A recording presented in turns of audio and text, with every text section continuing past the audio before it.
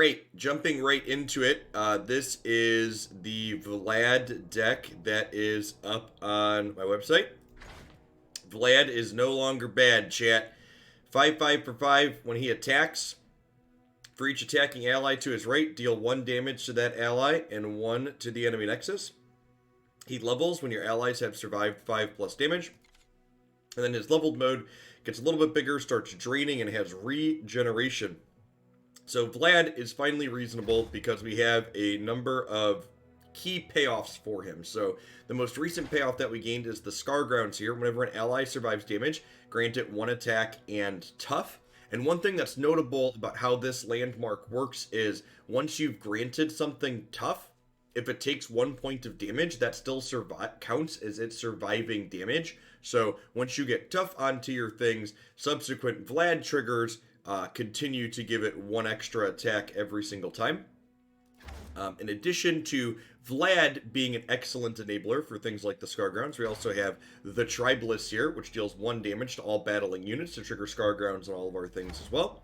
We've got Basilisk Bloodseeker here, which does 1 damage to an ally and an enemy 4 times. So this gives an ally +4 attack, basically, and deals 1 damage to it when you have Scargrounds out. It also pairs incredibly well with another payoff that we have here in the Scar Mother. Scar Mother with Basilisk is an incredibly powerful 1/2 punch. She gets +3 attack every time she survives damage. So Basilisk with her, just those two on their own, make her a... that's +12. It's a 15 power attacker. Not to mention if you have Scargrounds or other things in play, she gets even stronger. And then, the bottom end of our curve are things like Reaver, which power up when they take damage, Crimson Disciple, which poke our opponent, some Ruthless Raiders as something that can survive points of damage, and then Ember Maiden as another cheap card that helps us control the board and also enables our payoffs for when they take damage. So let's go ahead and dive on into some more games with this one and see how it goes. Oh, I guess before we dive in, the other question I always get asked is, why are we playing Riven? Riven is just a good statted unit. 3/4 for 3 is just a good baseline. I think Riven's Reforging is fine on her own. I don't think you need to play the other Reforge cards alongside her to enable her. And her Blade Fragments also give you Overwhelm on occasion, which is very good with things like Unscarred Reaver for pushing damage through. Let's dive on into some games here with this one and see how it goes.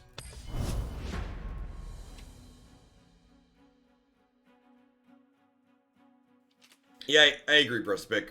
I think this build is super reasonable. Church Twin Blades, thanks for the follow. Good morning.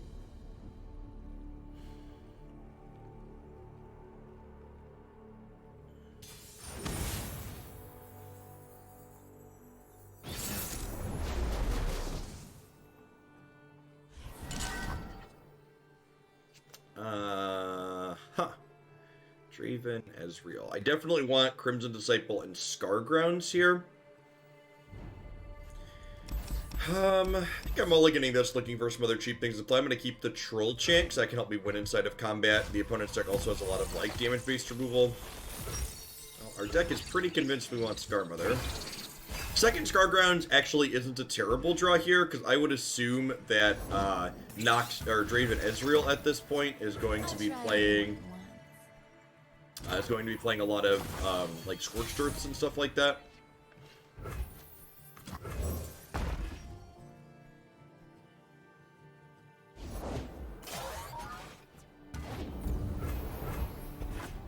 Definitely not attacking my 2/3 into their 4/3.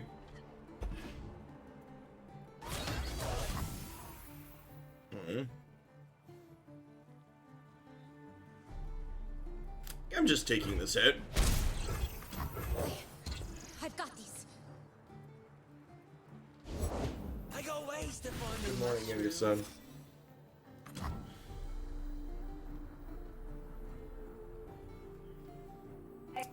It might be wrong to play out the second copy of this.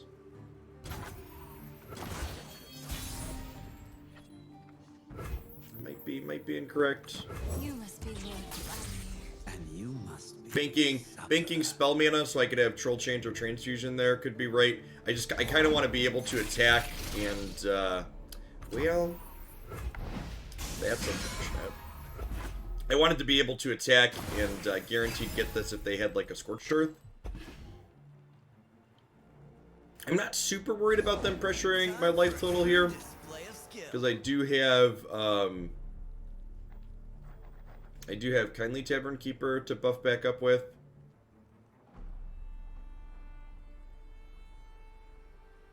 There's some appeal to just deploying Scarmother here. We'll take what we want. The rest will burn. The rest will burn.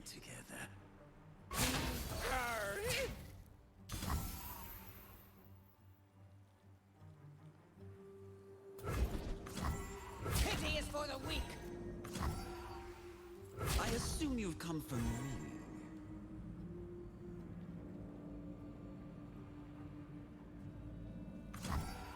Go on, gift me a scar. If I block like this, this still isn't dead to Flock, but it would die to Flock plus Beam. Yeah, I don't know. I don't know that I'm playing around Guillotine here. I feel like there's enough Plaza in the format that I expect more Scorched Earth than Guillotine.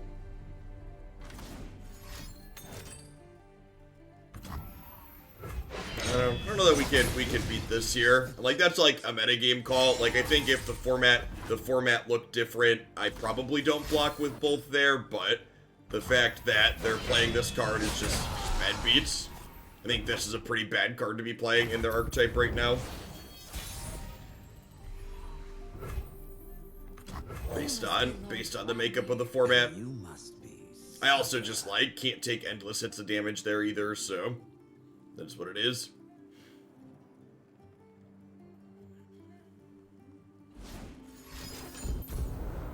Sure, Drunk Owl, whatever you do or don't want to do.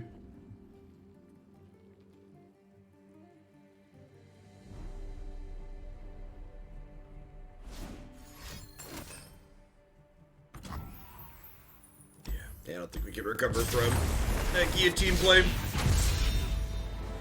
Hopefully they spend the next 6 games losing to Plaza with their Guillotine in hand.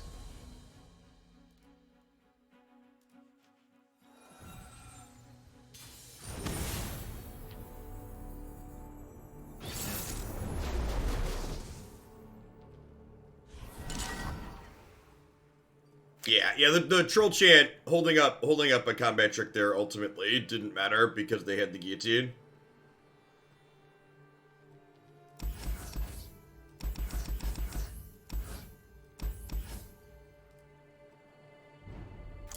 I definitely want to keep the Scargrounds. I think I'm mulliganing the rest of these for cheap enablers to lead on here. So Victor Jump is usually something kind of aggressive.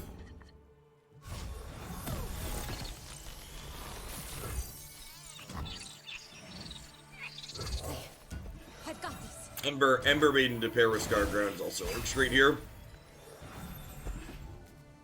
Nice, nice. In the War Mother's name.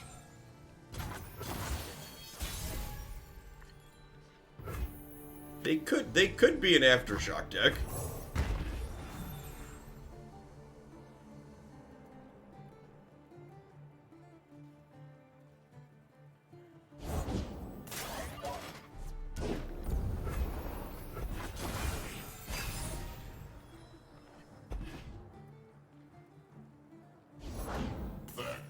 Superior life form. Fire knows its own.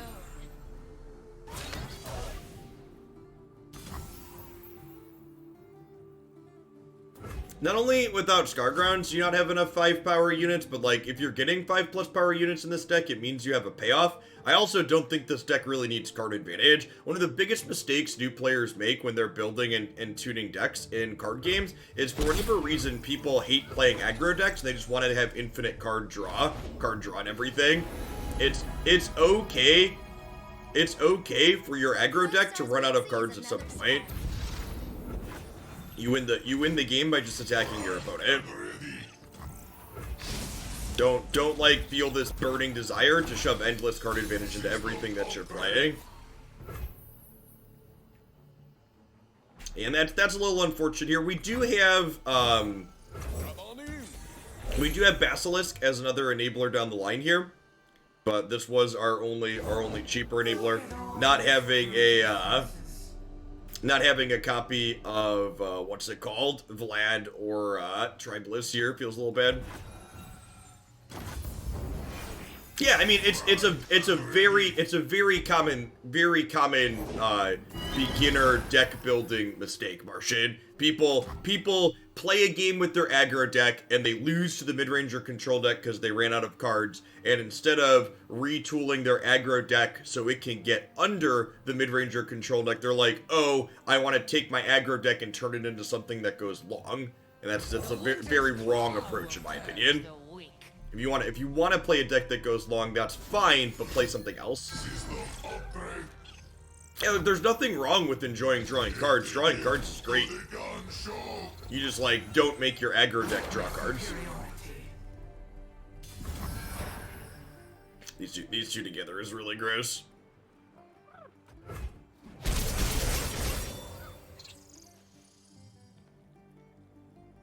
Is this an aggro deck? Yeah, I think so. I also think Magic players tend to have a hard time. It's at best it's a mid-range deck that has an aggressive slant. Magic players especially. Am I holding on to these? I think I'm holding on to these. I'm gonna overwrite the Ember Maiden. Nah, that can't be true because Ember Maiden trades with these two. One of the things I found Magic players especially struggle with in Runeterra is the idea that aggro decks can go bigger. Because they're so used to, in Magic, your aggro deck caps out at a certain curve point because your curve needs to be low because you only play so many lands. But the dynamic in Runeterra where your aggro decks get bigger, where your aggro decks are guaranteed to hit their land drops, they can get bigger than they otherwise normally would in a game like Magic. Man, that's rough. We are not catching a break so far this morning. Sure, that doesn't matter. We do at least have a decent attack here to start. No mercy for cowards. They can trade this here, I suppose, but that's fine. Can I paint you?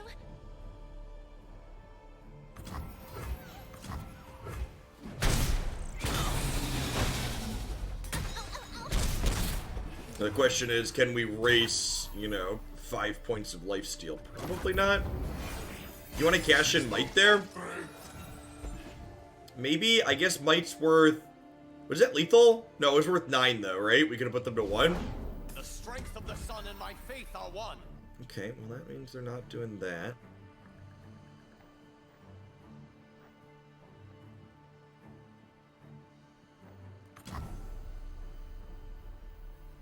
The past is a burden we must learn to bear. Channel our power. That's big 2020 energy, chat. The past is a burden we must learn to bear.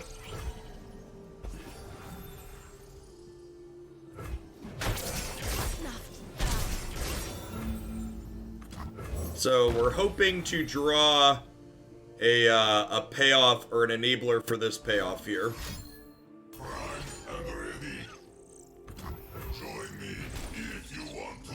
Bunbo, thanks for the follow. Good morning. Fight or die. A good scene on this one. Safety disengaged. And this game's definitely showing a little bit of the awkwardness this archetype can have, where, you draw these payoffs, but then you don't have enablers for them. Yeah. It's 2 extra attack, I guess.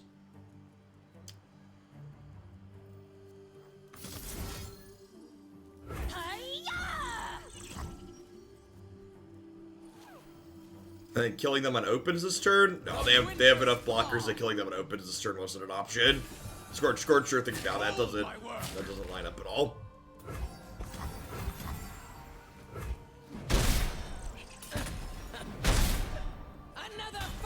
Maybe I'm supposed to run this one in there too. Join the glorious evolution. The flashbacks will bow, great maker. Prime and ready. A ticket to the gun So we're going to show. 10. This is going to become elusive. So we're at 9. And this is going to be 8. Prime and ready. So we should be... Are they 1 off of lethal? This will be 7, 8, 9. Yeah, it looks like they're 1 off of lethal at the moment. Safety disengaged.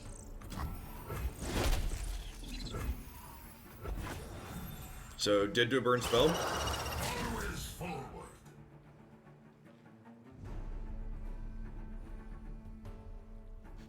Yeah, the transfusion means we can kill them next turn. Assuming we don't get burned out. That's a big ass. They're like a Mystic Shot deck. Yeah, Pale Cascade too.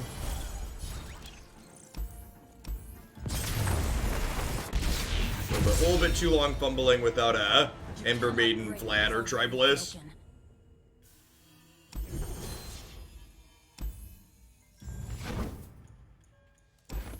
I tried the 3rd Tribalist last time. That could be wrong. I'm actually not sure if Riven is good in this deck. Kind of want to do this, go back up an Enabler, and go up a Tavern Keeper, just keep one Ribbon. Keeps my threat density the same, keeps my curve fine. It's like games like that last one are the ones that you're almost assuredly to lose, where you don't have you have a payoff and not an Enabler, and Enabler and not a payoff. So having a high density of both is key to making your deck consistent. Yes, yes it does. Dual Boxer.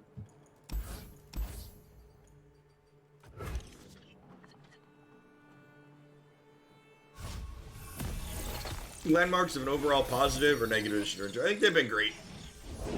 I think more card types in general is sweet.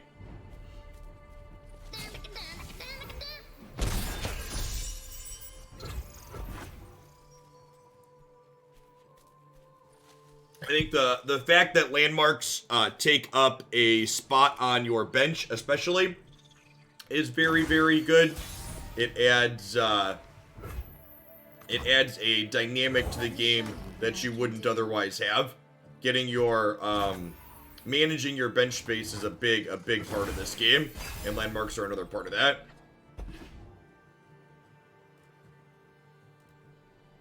Yeah, Kevbo, you're not new here. Please use the card rec command when recommending cards, especially if you're going to recommend, like, a bunch of bad cards. And, like, a whole list of them at that. So remember, for folks that are new, there's chat rules you click past when you join a Twitch chat. You should really read those. They're helpful. Joseph, thanks for the follow. Welcome to the channel.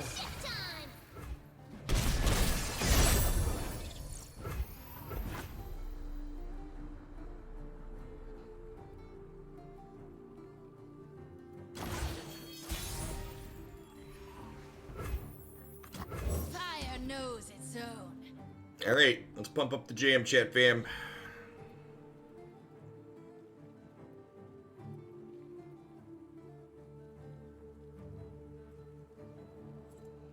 To be fair, Death Lotus kind of has a... Death Lotus kind of synergizes with this, even if it's not a good card. One of the keys to making your mediocre deck better is to just not put a bunch of bad cards in it.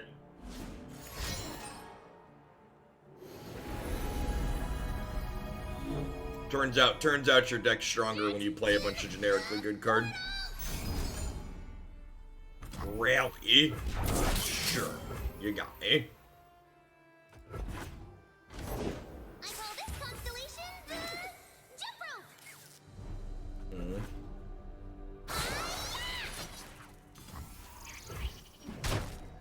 We have another one of our enablers this time. It's not a big deal. I guess at this point, I really don't want to run this into... I think I'm just banking Spellman here. If we can get these set up with this and Scarground, I've got 2 combat tricks to save them down the line.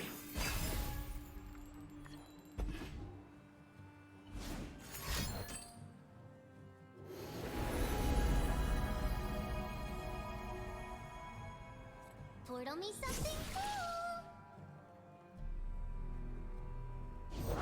Takes you to the next nebula. Destruction feeds my fire.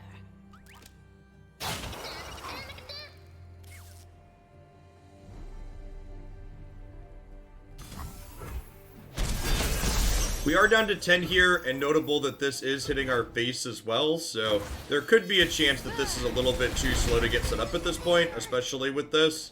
There's a good chance we die on their just next combat.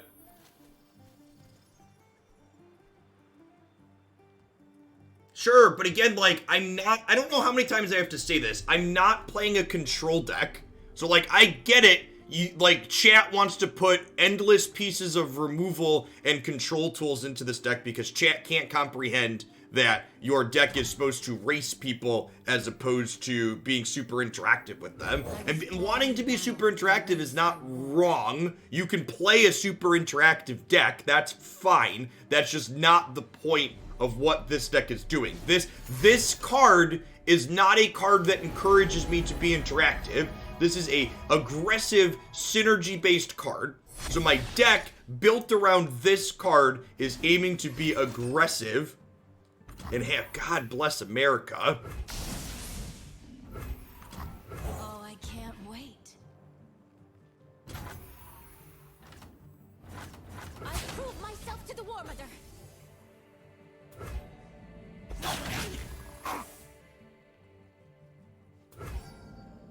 Oh, they're blocking because they're afraid of transfusion. Yeah, that makes sense, I suppose.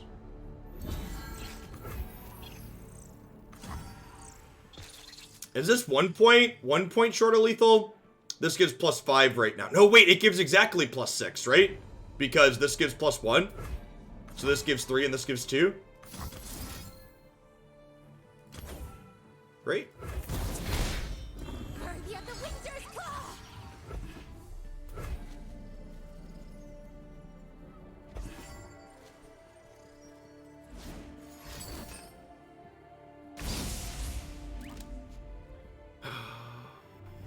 I think I have to save this for next turn to try not to die. I'm pretty sure. I don't think I can save my unit here because I need this to try and not get killed by these.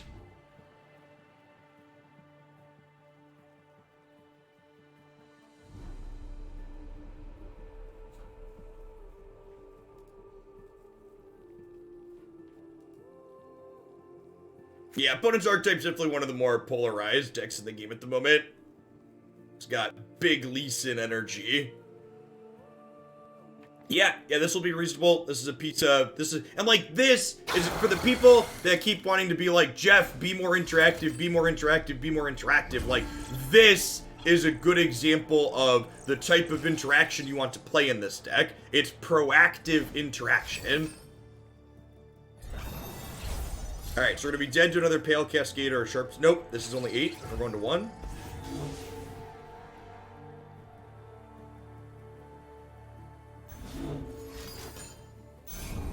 We're gonna be dead to a rally here.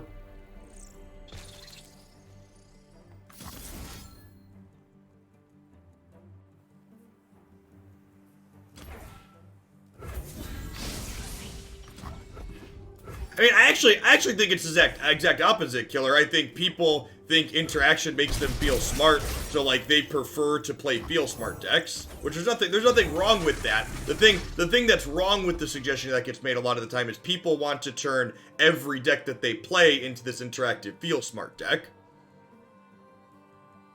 And like that's the wrong approach to this. Yeah, I mean, saving Troll Chant there to not save my idiot in combat is very correct. Isn't it better to select a tough unit? No, this is going to become tough here in half a second. I'd rather split up how much power my things have. So the end result here is this takes 1 damage and then gets 4 attack. And they take 4 damage. So if they don't have a rally here, they should likely be dead. We have a really good attack next turn. Kara BM, thank you for the 23 months of support. I really appreciate that. Welcome back. Thanks for keeping me around.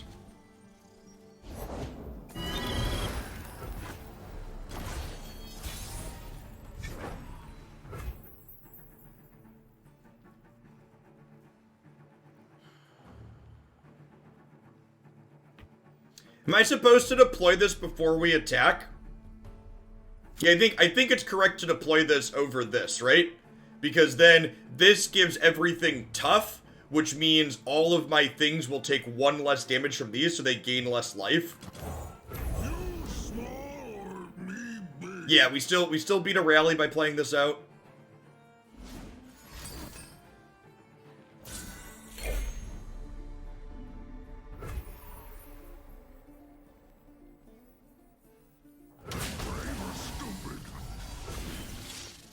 So this one has Overwhelm. It's going to be attacking for 8. They have a Hush for this one here, obviously. That's still not enough, though. They need multiple things here.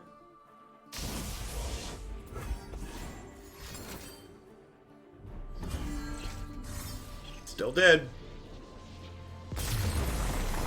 And again, like, just such a good example of how my interaction that I'm playing in this deck is also a little bit proactive. There's three like dedicated interactive slots in this deck, and they are the 3 Scorched Earths. And I think that's all the dedicated interaction you want to play. Because Scorched Earth is the best because it has good synergy with our Ember Maidens and our Tribalists, and it just like randomly kills big things. It deals with things like Plaza. Things like Troll Chant that are interaction, like we saw in that key turn where it saved us from exact lethal, but it also saves our units in a pinch, are way more valuable in our deck that's aiming to be proactive.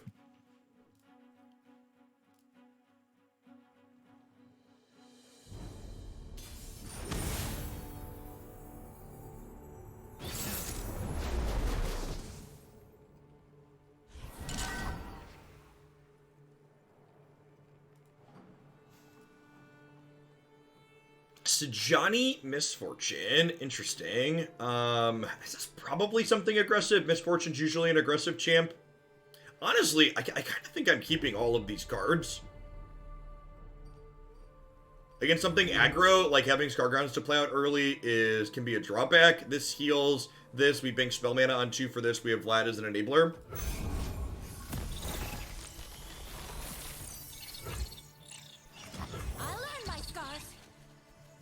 Yeah, and one of the, like, as someone who's come from other card games and, like, writes about decks on occasion or, like, classifies decks up on my website, it's often difficult, I've found, to really classify a lot of Runeterra decks like we classify decks in other games, because Runeterra gameplay tends to just be so dynamic on average. Like, decks don't do just one thing. I'm gonna let this just be a fog here. My attack's not amazing anyways.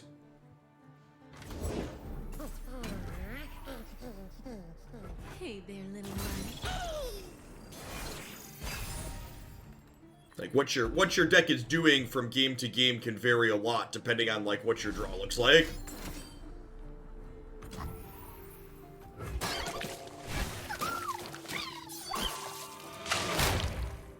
So the reason why Zoe is paired with Fiora in that archetype is because Zoe is a card that's very good when you can protect it. So if I Troll Chant here, this has 3 attack and this has 4 life with tough. Is that right? This ends up an 8-2. Seems like a good trade for us. Bye, Fred.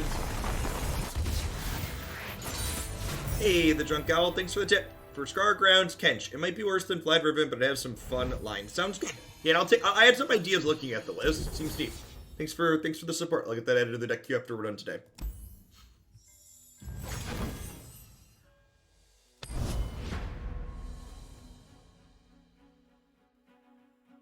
Yeah, again, interaction that's also proactive, or interaction that also saves our threats that we want to be closing the game with.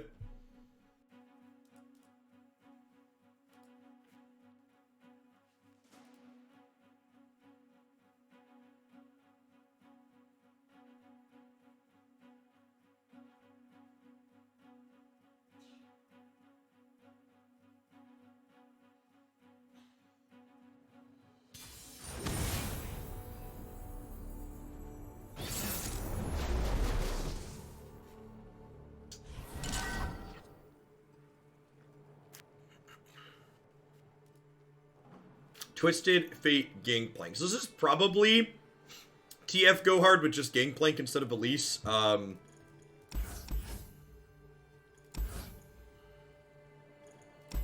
be right to keep Troll Chant as a little anti-interaction here to protect our threats. I'm gonna mulligan the rest of these, looking for Scargrounds and other curve enablers. This is fine. I'd like a Scargrounds, but reasonable start. I would highly encourage you to temper your... Anybody that told you Zoe was unplayable, I would encourage you to question their ability to evaluate cards in card games from here on out. That would be my recommendation to you. I think being surprised at exactly how good Zoe was isn't unreasonable. But I think anybody that thought she was originally going to be straight out unplayable was someone that probably isn't very good at evaluating cards.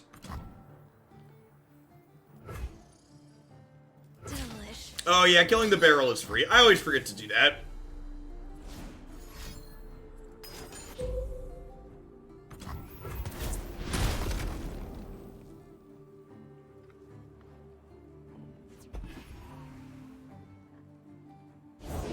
Never lost a fair game. Soak it in.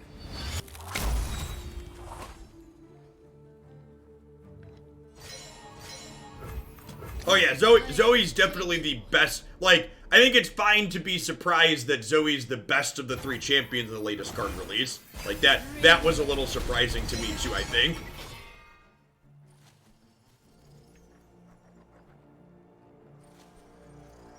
Red card me, daddy. They have Vengeance mana available here. I get to go this into this turn? Yeah, no blocks, take 2. The winter's claw strikes.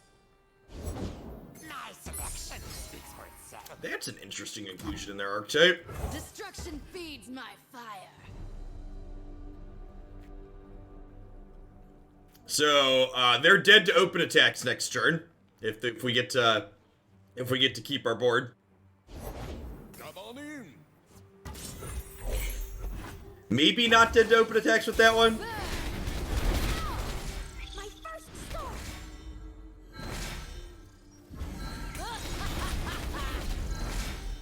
Is that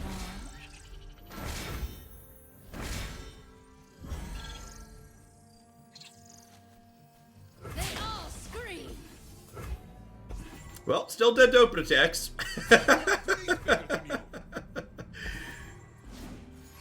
Vengeance me, daddy.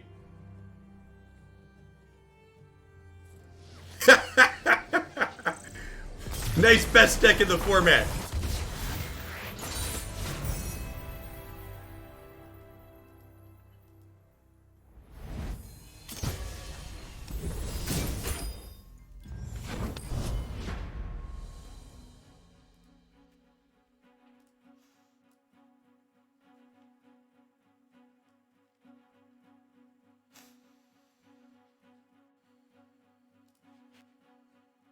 Where even is Vlad? I mean, and that's the point, right? Like, Vlad, for a long time, was a card that was a lot like Yasuo, in that if you didn't have Vlad, your deck was just a bunch of weak cards. And this, we finally now, with Scargrounds and some of these other cards and other recent expansions, we have this critical mass of enablers and payoffs. So Vlad's just another good enabler instead of being the only good thing about our deck. Speaking of, I think I'm mulliganing these two, keeping 1-2, looking for enablers for these payoffs. So looking for those. Ember Maidens, Vlads, Tribalists, Basilisk, those types of cards. Okay, that'll be good down the line. We're attacking on odds, which means we'll get to set up Scar Mother combo. We'll get to turn 6, turn 7. If they don't have Ruination going up, going into our turn 7, Scar Mama here is going to get real angry with Basilisk. Perfect. There's nothing to fear. Let me show you what I can do. Yeah, in terms of dollar tag, this might actually I've got the price up on my website. Or I've got the shard cost here too. Yeah, about $35. Hey, is that a good one? How do you feel about that one, chap? And then turn 4, we get to go this. Yeah, in a way, you're not wrong, Lusky. Like, our opponent's deck full of deal ones, like, their go-hards, like, look real bad into this.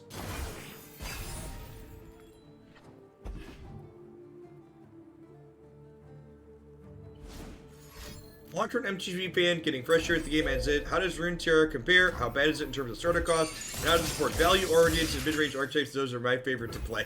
I love all of those questions.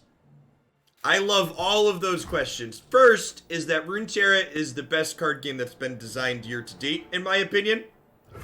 The second is that this deck is one of the most expensive decks in terms of dollars I've built in Runeterra before, and it costs about $35 to build. Runeterra's economy is incredibly player-friendly. Also, my opponent's archetype here is arguably the best deck in the current format, and it is a value-oriented mid-range deck. Mid-range tends to be one of the best represented archetypes in this game. If you're interested in how to get started with LMR, I have a wonderful video here that gives you the tips on how to learn to play, as well as how to find good decks to build. Yeah, and that's assuming you have nothing. Which the Runeterra free-to-play is super duper generous, so good chance you'll have some of the cards incidentally in this deck.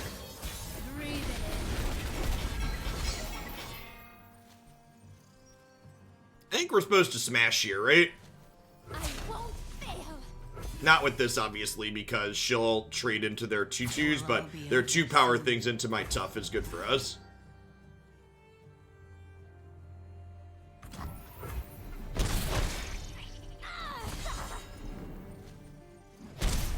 Now, something to be conscious of here is our opponent sequences. If my opponent looks like they're going to bank 3 spell mana this turn, I do not want to develop more onto the board, because next turn is the first turn my opponent can deploy Ruination. So I'd prefer not to play into that.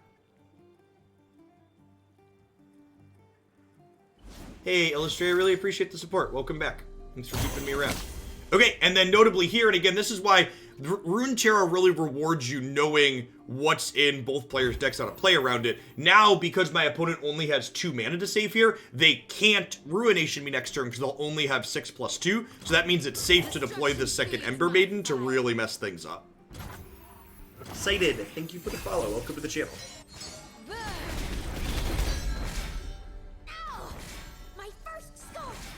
Rune, that is the one bad thing about Runeterra, to the person that asked coming from Magic. I promise you, if you install and play Runeterra, it's going to be incredibly difficult to ever play Magic again. Especially digital. Paper Magic for social, probably still fine. But the biggest drawback to Runeterra is once you experience the economy and the way Riot manages their game and the diversity of the format, it makes Magic look real bad. Yeah, that's a big part of why I decided to give up some income to jump to Runeterra, because opening Arena after experiencing what Runeterra is just like, it's night and day. You're like, oh, there really are better things out there, and we shouldn't be touching this other thing anymore. Dung Mathit, that's a sweet name. I like math. Thanks for the follow. Diana Nocturne for beginners. I've used Sightfall as a mechanic, other Diana decks, a Nocturne deck. Overall, what do you think? I don't know that I'd recommend that for, like, a first deck, but if you're someone that's played a little bit of Runeterra, I think that's a fine mid-range deck to learn the game with Legends. I also think Diana Zoe's a really good choice.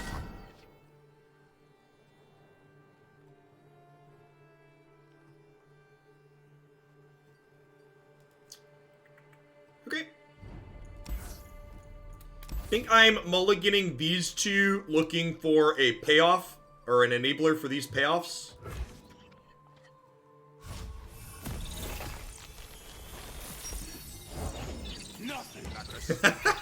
We lost a lot of value and they reverted the screen shake. I mean, I don't... Like, like, when people talk about comparing Runeterra directly to Magic in terms of metrics, like, Runeterra doesn't need to be as popular as Magic is to be successful. There's plenty of room for people to enjoy lots of different games, and I think Runeterra has a lot of room to grow. But, like, you don't need to measure Runeterra's success based on how it compares to the Boomer card game from the 90s. First to market's a big thing. Big part of why Arena is successful despite being incredibly predatory and mediocre software is the fact that they brought a big player base with them. So, the question here is, do I want to block to then trade for a Go Hard and their Keg? I think the answer is yes. I also notably just don't think I can take my life total getting hammered constantly here. I could go either way. It could be right to take a hit for 4 and wait to have Troll Chant up. Oh, they're just passing and letting me have the Troll Chant. Well, that's great. Yeah, and we drew... And, like, our curve here is excellent now, right? I get to bank Spell Mana this turn. And then next turn I have this. And then we have Scar Mother into Bloodseeker here. Never lost a fair game. Or played one. Oh, I was like, why are they red carding? They have Powder Keg here. They have Powder Keg, chat.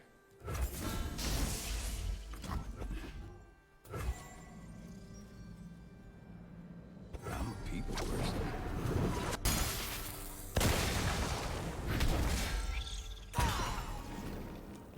My turn. So I actually should have wiped the attack off of this one, so that way if they wanted to block and deal damage, they had to block here, but... whatever, they just take the hit anyways, that's fine. Shadow Raptor, thanks for the follow, welcome. A bunch of new folks in here this morning, welcome to the channel. I stream full-time here on Twitch. Runeterra is the primary game that I play. As I was mentioning, it's my favorite card game and has been for a little bit. I've been streaming full-time on Twitch for a long time now, going on 3 years. Did Magic the Gathering before this previously, but as we were talking about, it just doesn't hold a candle to what Runeterra does. Roger Mintz, thanks for the follow. Why a 1 of Riven in this deck? She's just a good 3-drop. We started with more, but I've slowly worked my way down on her. Yeah, they've been to Ruination there. I think we just Scar Mama here, huh? Scar Mama's gonna kill this man. The rest will burn. Scar Mother with Tribaliz. King Riza with our 12th Shillionaire in Hoaglandia. Look at the trickle down Shillonomics working. It's so easy for everybody to get Shillionaire. It's really not easy. King Riza, feel free to DM me if you're in the subs Discord and let me know, and I'll get you your special role in there. You can also submit a Runeterra deck through the form if you would like, and they'll get played the day after you submit it. I'm gonna go ahead and adjust those channel points here real quick, so that make it easier. Let the shillings trickle down. The next Shillionaire will only have to spend 999,988 channel points now. Look at how achievable this status is for all of you at home. Look at how achievable it is. Wait a minute.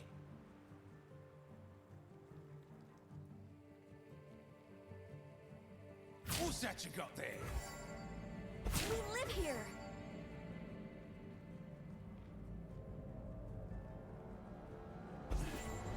And we've got Scar Mama here to, or we've got Bloodseeker here to kill Twisted Fate next turn.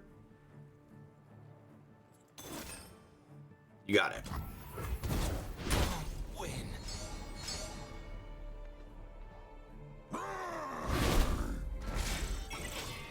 Just another winter. I cannot be broken. Look how big she is. Mama's big and she's angry, chat. You know, honestly, I think we're Bloodseekering the Crimson Disciple next turn, because she's going to have a Vengeance target on her head as is, so I'd rather just get my direct damage in.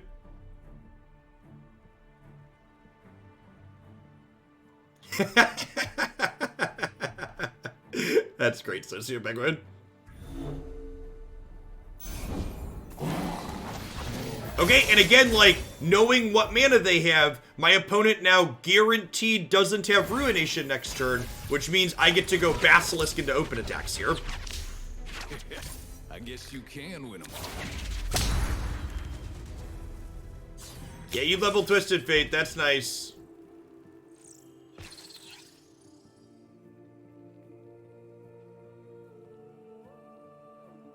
Congrats.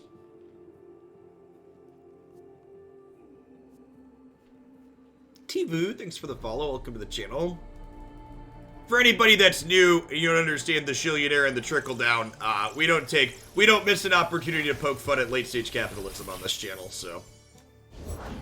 Like a fish in water. Hey, morning relocate. Eyes open. So you actually can't pay money for shillings. The pay-to-win currency is bits. You can spend money to get bits, and the bits come with crowns.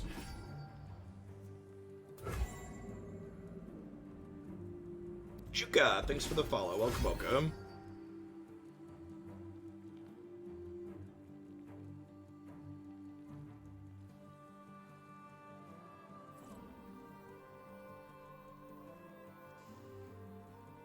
And then I've got two big overwhelm units for next turn, which is nice. So even if they have like a vengeance when we open attacks, we'll be in an okay spot. Hoping to fade Grasp here. That's a card they play sometimes. But yeah, like their Twisted Fate's now dead. This is huge. They've taken 4.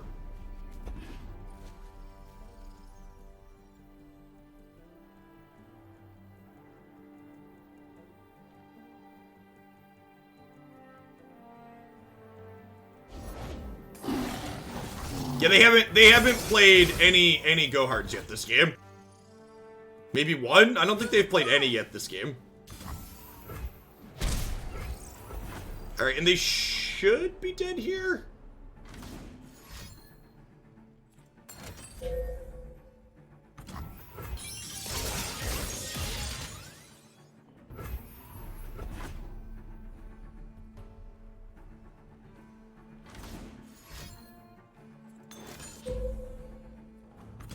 Okay, and again, like, my opponent has now guaranteed they can't ruinate me next turn, which is meaningful. So this means I have the option to develop before we attack, which I think we take the opportunity to do with this card. This is a good draw. Ladira, thanks for the follow. Welcome to the channel.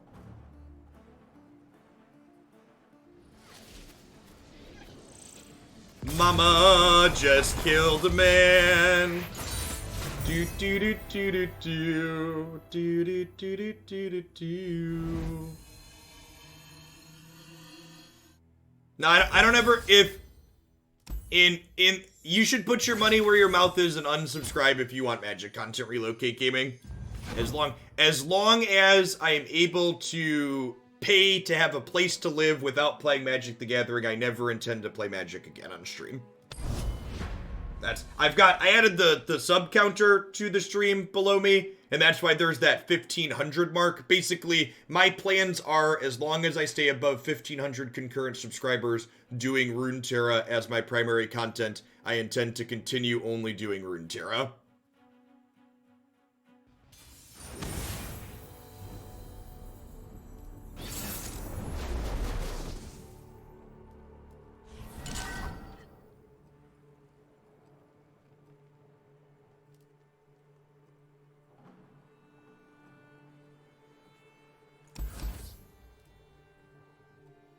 I'll have you know, to the idiot who has MTG in their username that said I'm very happy with my 50 viewers or whatever, my average concurrent viewers for the last month while streaming Runeterra is close to 400. But don't let actual data get in the way of your feelings, fucko. I'm a full mulligan here looking for some cheap cards.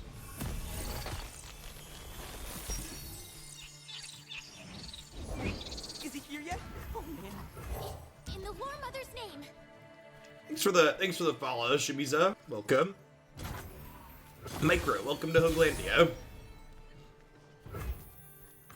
The Winter's Claw strikes.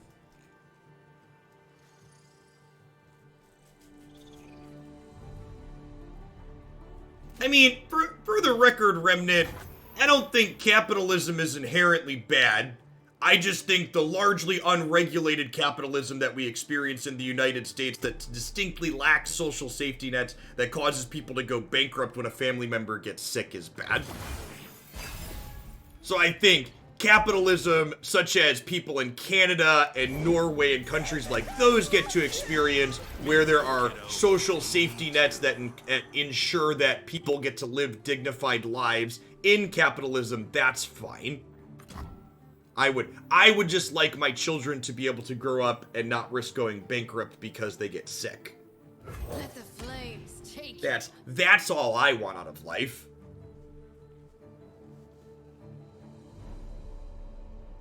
I think we just drop this here. It gets to kill this off next turn. Now we're cooking. I'm not anti-capitalism so much as I'm anti-people going bankrupt because they got sick.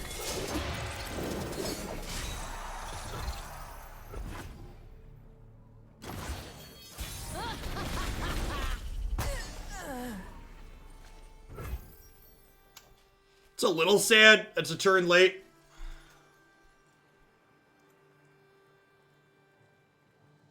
I think we just start on open attacks here because there's a good chance they don't want to block with Draven, and if they do, I think that's fine as well. Yeah, I agree. I think there's a good chance they don't want to trade. It's gonna hurt for you. Really? They're trading with Ember Maiden? Sure, deal.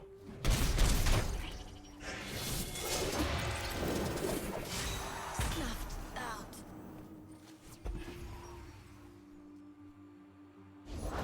And if it helps.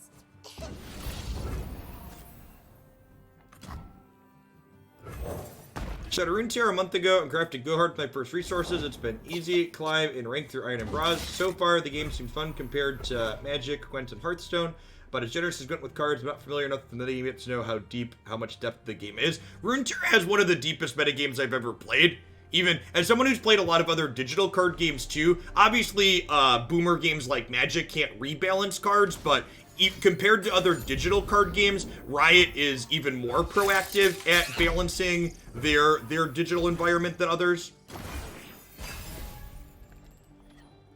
which is really nice. All right, so I assume we're getting an open attacks here, and they're hooking one of these and trying to push 3 points of damage here. Probably Troll Chant to gain a little bit of life if that happens. I want Santa back, please. Santa's back to the North Pole. Maybe he'll stop by again next year. That would be fun. Noah, thank you for the quarter view. I really appreciate that. Welcome back.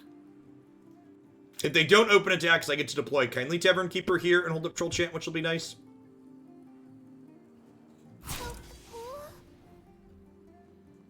Yeah, Runeterra is easily the highest player agency card game I've ever touched as well, in terms of, like, decision points. And wow, they're not using this. Okay, well, this works out well for us.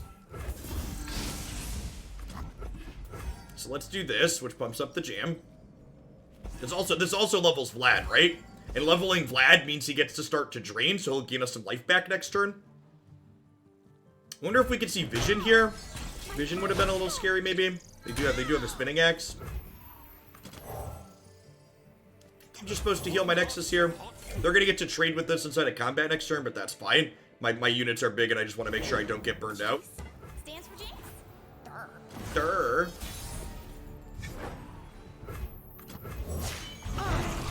Lord and Master. I've dressed for the occasion in red.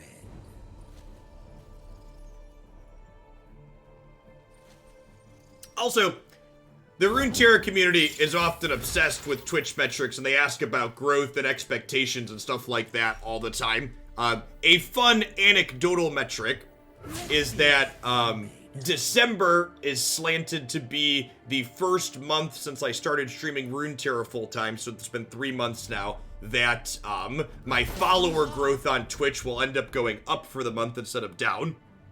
And I think that's in large part related to more people coming in from the set release and the seasonal tournament that happened this month, bringing more people in as well. I didn't do nothing.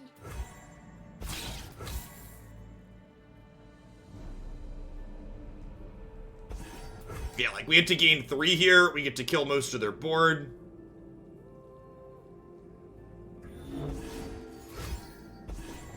I agree. That was, and to set expectations, that was much faster than I was expecting that to happen too.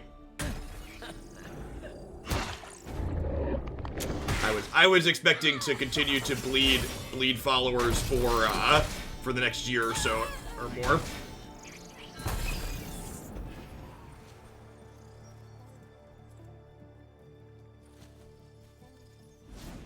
I'll give you to the count of lights up.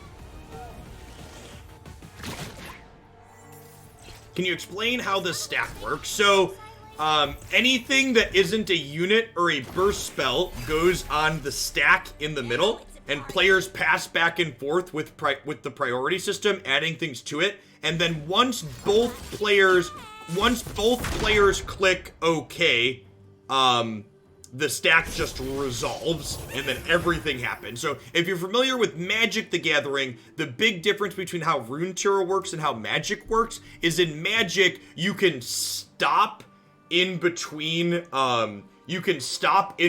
things resolving and put more things onto it, whereas in Runeterra, once it happens, the whole stack just happens.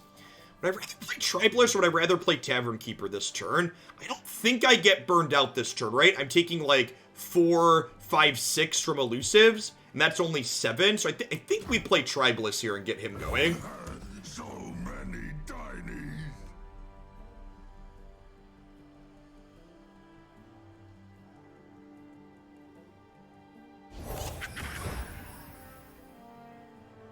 Twitch discoverability is a bit rubbish. I actually think, as someone who makes content on a lot of platforms, I think Twitch actually gets too much flack for how discoverable you are on Twitch, because here's the thing about Twitch and doing what I do as a job. Discoverability on every platform is garbage.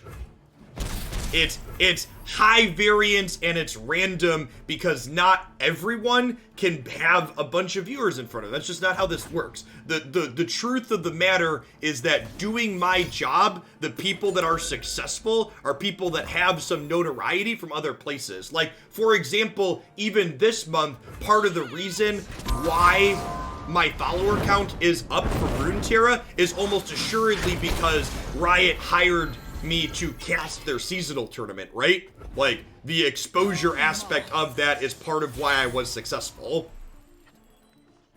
Perfect. It's just another cheap unit to play here. Leave your bags at the door.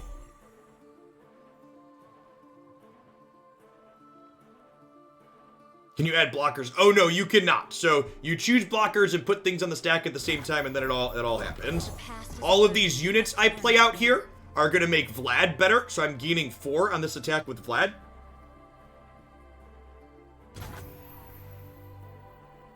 Who would dance with me?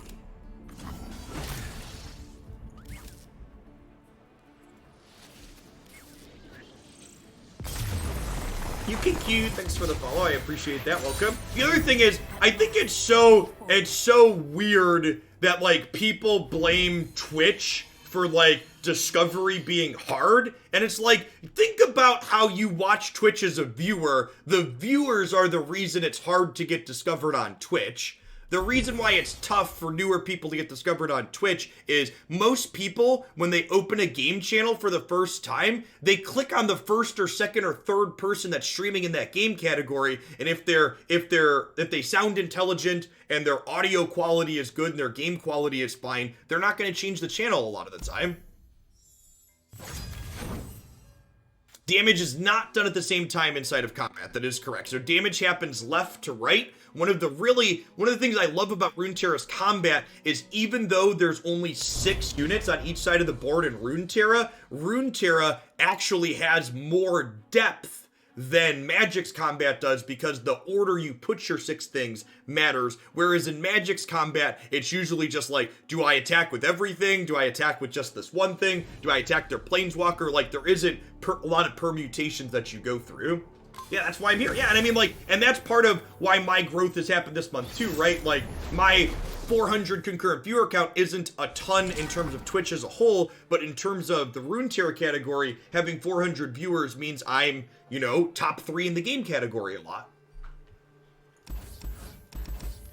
I I think with Ember Maiden here, I'm mulliganing these two. I would love to find a Scargrounds to pair with this, but this is still a good 2-3 curve regardless.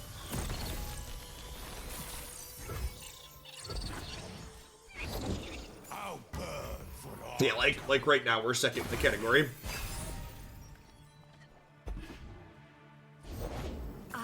Yes, yeah, that's exactly correct, Omnom. You can die before damage happens later on. Let me show you what I can do. Time to get rich.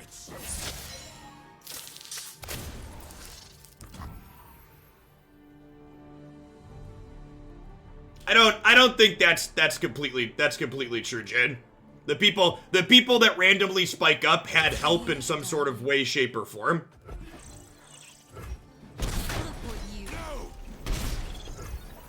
You had some kind of break, even if it's just knowing the right people to get a host to get eyes on you to start, or knowing someone at Twitch to get front paged for a little bit. You have to have some type of initial start.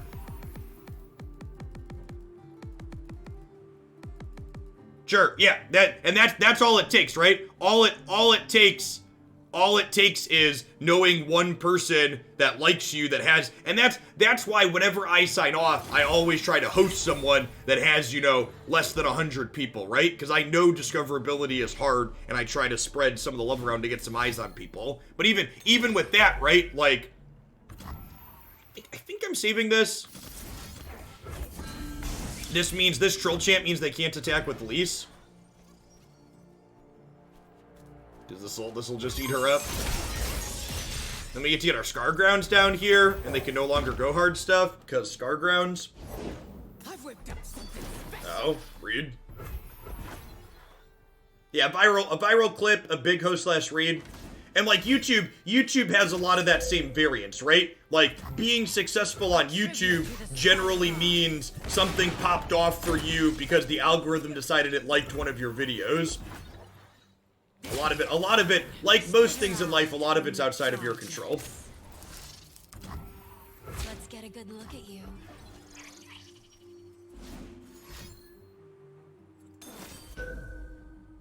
In general, the message I just deleted in chat, it's fine to prefer my content to other streamers out there, but I'd prefer if you not, there's no need to be negative about other streamers in my space.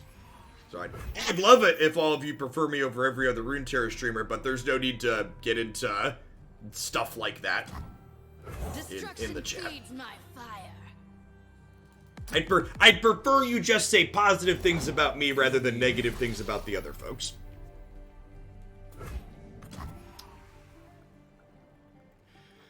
I think I'm transfusioning here to save this.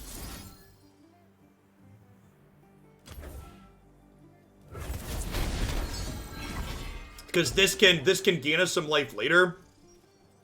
Dead in their tracks.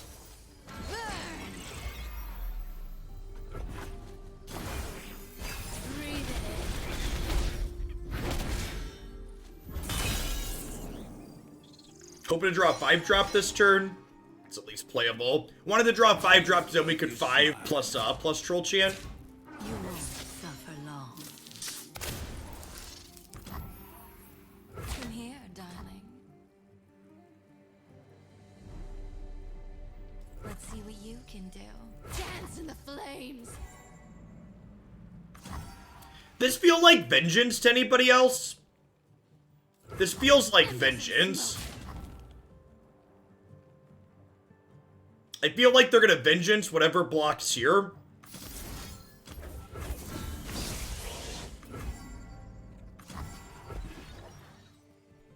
Ego Zeno, thanks for the prime. I really appreciate that.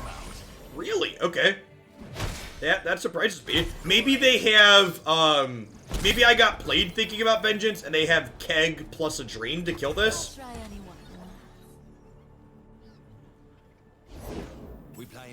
They could also have second Twisted Fate. Second Twisted Fate would let them kill this here.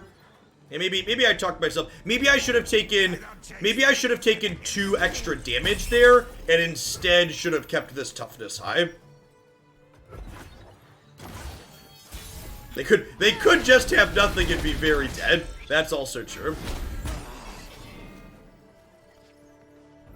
Now, it is worth noting here that my opponent does have Ruination mana here.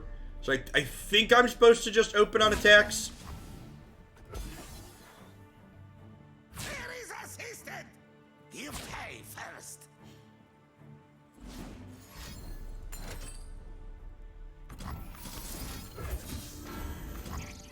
No, they no longer have Ruination mana.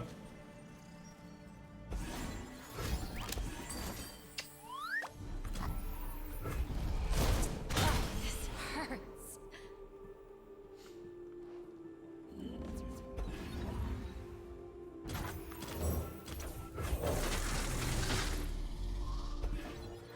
You're like, you vengeance my 2-drop. Congrats. Was it good for you? It was good for me.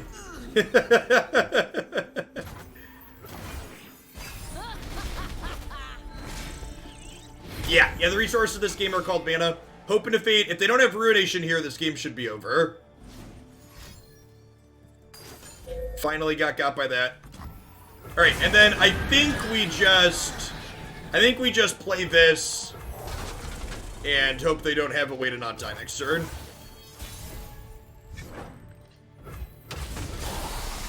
Do you have Second Vengeance? That is not Second Vengeance. They could have Vile Feast to not be dead. No, Vile Feast still kills them, right? Because of this.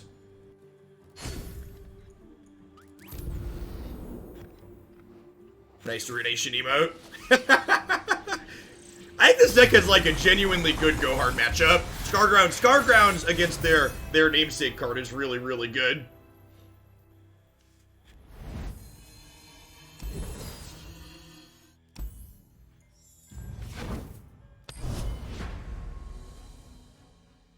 And that, so like the end of that game there is like my opponent died with almost double-digit cards in their hand, and we had 1 card left. So, like, in a way, that attack for 7 was like a 10 for 1.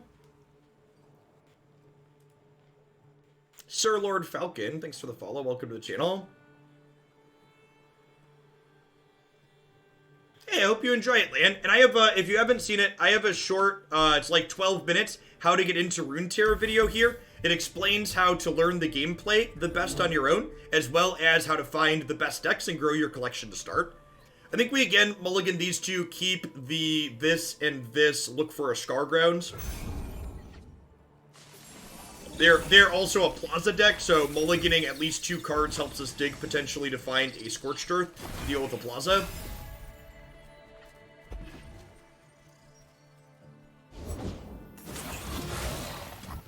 Winter's claw strikes.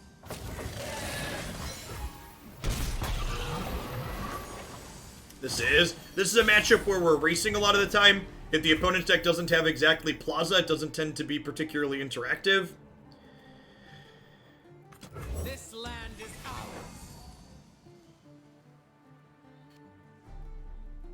Plaza does let them control our board a little bit, but if they don't have Plaza on 3 here, I like our chances.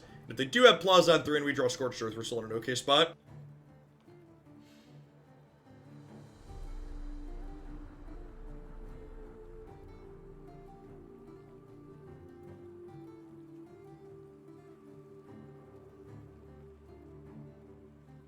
Thomas Stone, welcome to the channel. Good morning. The Winter's claw.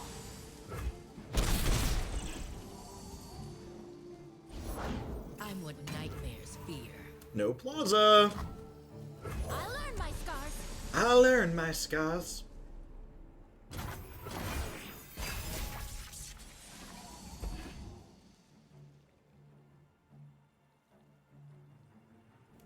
Well, the new expansion dropped, Lost in Space. There was a new card release. New card releases lead to people trying new things.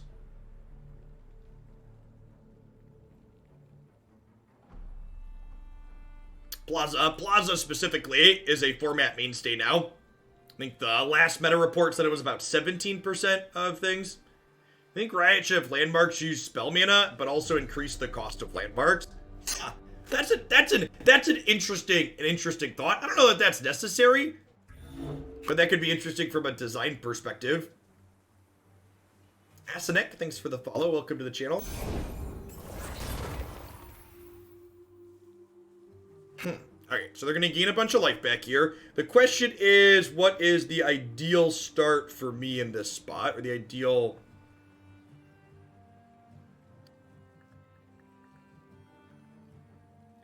I kind of like going Ruthless Raider, Crimson Disciple.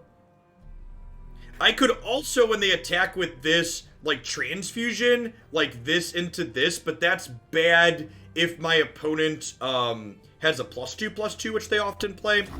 So I think we're just planning to take a hit for 9 this turn. The winter's claw strikes. Good morning, Jacob. How are you this morning?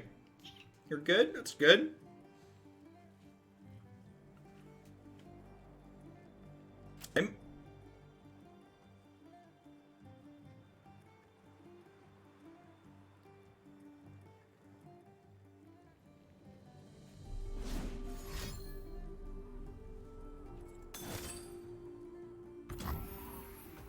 Our school's open in my area. I actually don't think they are right now. They were open for a bit, but we did not send my kids because it's not actually safe. You want to help me? Yeah, you can sit with me and help me.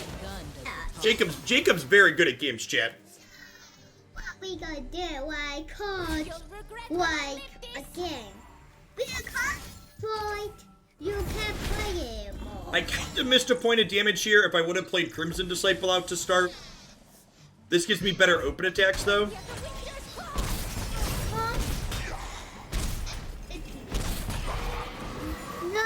Not believe it was. So we have an attack for 12 here. I think we just take that. I won't fail. All about happy fun and be good. Hecarim costs... Be a good winner and a good loser. You do have to be a good winner. That's a lesson Twitch chat can stand to learn too sometimes. Got to be a good winner and a good loser. Because nobody wants to play with bad losers or bad winners. Right, I know.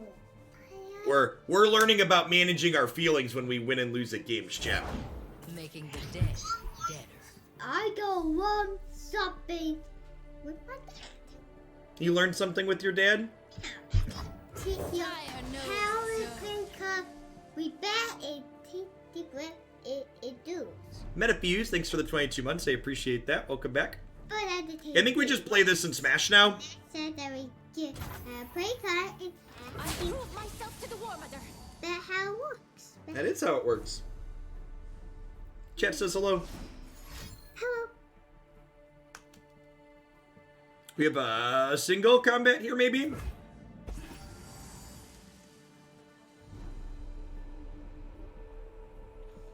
For those of you that are new to the channel, I have 3 children. Jacob is the oldest. How old are you? Yeah. 6 years old. And then Declan is 5 and Haley is 6 months. Haley is 6 months old. She isn't even a whole year yet, so we can't count years. What do we got? It's got to be single here, right? File Feast, really? Fire Feast. I know Fire Feast. Fire Feast toy only one card. Okay, so they take... The spider dies, and they take 2 here. Are we dead to Daddy Hecarim? I think we're dead to Daddy Hecarim, huh? Ooh, that's really good against Daddy Hecarim. That's a big, thick blocker, chat. Card. This is... Tar Kaz the Tribeless. He's a big troll. This is actually a pictorial representation of Twitch chat. And what about other card behind that card? Oh, that's his fury. He gets very mad. He got if you got a berry card, that make it more angry, alright? Okay, so we're gonna get to block a bunch of stuff here. Oh, this is gonna level and not be dead. Okay, I was gonna say we can kill them on the back swing, but this actually isn't dying on the opens. Or isn't dying when it attacks. It's gonna focus off the rolls here. What's it? And what the red one do? What the red one do? Alright, so we have to block with everything here.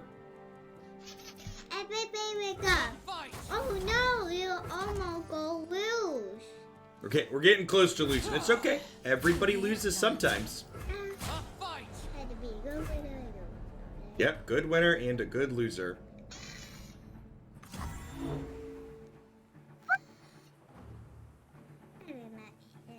Think we block. You want to keep Ember. Oh, Ember Maiden kills their blockers. Yeah, good call. Good call. Right, and then we have open attacks. They likely don't have removal. Yeah, that's a good call. I wasn't thinking about killing this with this. I was thinking about, yeah, I don't know where my head was at. This was at a 6 and I wasn't thinking about it. Oh yeah, and then we get to play. Yeah, that's great. And then we have 2 lethal attackers here. Yeah, this is perfect. Twitch chat with the save. Greeny T, thank you for the 28 months. Really appreciate that. Welcome back. Too pretty. Oh no! Troll chat was a good draw. We can save him from himself. I think we won. We did win. That says victory. What victory? Victory means you're the winner. Victory means message. Right? Yep. So, I think I'm pretty happy with where this deck ended up at. We made 2 changes from the list we started on. This is 2 cards off of the list that's currently up on my website, so I'm going to go ahead and update that after the stream is done today. Notably, we went down to just 1 Riven, and we went up to 3 Kindly Tavern Keeper, and we went back up to 3 Tribalists. And I definitely think having that critical mass of enablers and payoff is important. So having Tribalist, Vladimir, Basilisk, and Ember Maiden as enablers is good. What do you need to tell me, bud? Okay, so everyone had to be good with or loser every game.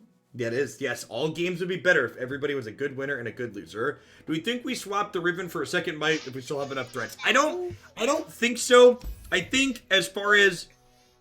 Calm down, bud. I think as far as the breakdown of spells versus units in this deck, I think I want 28 threats. Remember, landmarks are another non-threat in our deck. With the blue line, these are how many cards we have of each cost. So we have 14 3-cost cards, 11 2-cost cards, 3 1-cost cards. Got a nice curve here. You want to cut Riven and play a Sejani. Nah, I think for curve considerations, I like the copies of Riven. I think I could see like Babbling Berg. Maybe Babbling Berg is okay. What does Babbling Berg draw?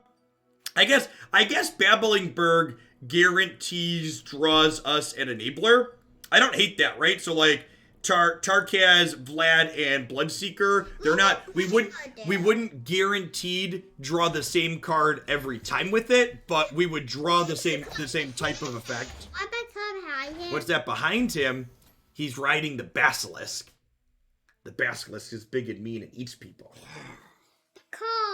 The card behind This is the Bloodseeker Basilisk. And Riven's just like fine. I think Riven is a replacement level card in this deck. I think if you want to try other things in this slot, that's fine. I think if you want more mites, you could replace a Transfusion with a mite. Again, I like that Transfusion. Oh, what's the other card behind it? You wanted to see this card, the Gouge. Transfusion makes sure things bigger, and Transfusion plays really well on defense as well, which is great. Hey, what that card do? Kekazito, thanks for the follow. Welcome to the channel. All right.